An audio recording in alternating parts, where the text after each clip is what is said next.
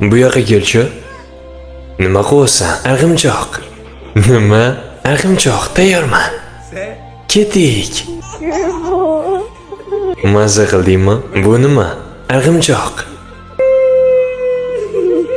21-asr otalari avvalgi otalardan tubdan farq qilayotganini sezyapsizmi? Ular farzandlarni qo'rquv instinktlarining markaziy nishoni bo'lishdan ko'ra ko'proq qizaloq uchun ilk muhabbati, o'g'il uchun esa qahramon bo'lish uchun harakat qilishmoqda.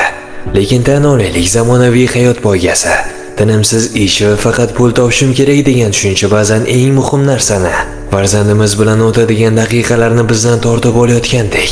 Eng yaxshi dada kitobida juda kuchli bir haqiqat aytiladi. Bolaga kuniga 24 soat pul topib kelishingiz shart emas. Atigi 3 daqiqa bo'lsa ham butun vujudingiz, yuragingiz bilan unga e'tibor qaratishingiz minglab soatlab quruq nasihatdan afzalroq. Bolalik juda tez o'tadi.